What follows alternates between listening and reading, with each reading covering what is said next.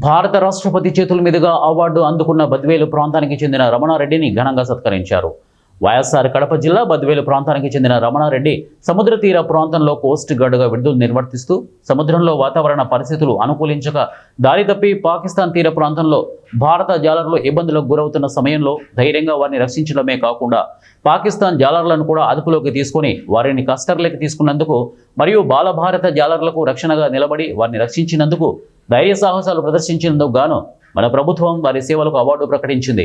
ఈ సందర్భంగా రమణారెడ్డికి భారత రాష్ట్రపతి ద్రౌపది ముర్ము చేతుల మీదుగా అవార్డు అందుకున్న సందర్భంగా వైఎస్ఆర్సీపీ సీనియర్ నాయకులు అదనపు సమన్వయకర్త నల్లేరు విశ్వనాథ్ రెడ్డి రమణారెడ్డిని వైఎస్ఆర్సీపీ ఆఫీస్కు ఆహ్వానించి సన్మానించారు. మా బద్వేలు ప్రాంతానికి కూడా మంచి పేరు తీసుకొచ్చినాం. ముందు కూడా ఉన్నత స్థాయి ఎదిగి మా ఉన్నత శిఖరాలు ఎదగాలని కోరుకుంటూ వన్స్ అగైన్ కంగ్రాచులేషన్ రమణారెడ్డి నేను తెలియజేసుకుంటాను. బాంబే కోస్ట్ గార్డుగా సముద్రంలో వీళ్ళు విజిట్ చేస్తుంటారు. మన బార్డర్లో ఏ విధంగా సిపాయిలు చెకింగ్ చేస్తుంటారో ఆ విధంగా ఇతని సముద్ర గర్భంలో మన అక్కడ సెంటర్లో కూడా మన బార్డర్స్ అనేటివి ఉంటాయి.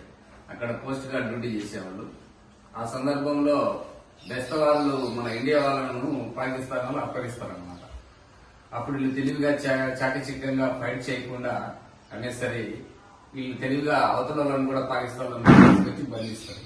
బంధించిన సందర్భంలో మ్యూచువల్ అండర్స్టాండింగ్ వచ్చి వాళ్ళని తొలగొచ్చే సందర్భంలో సిపాయిలు కొంతమంది మేము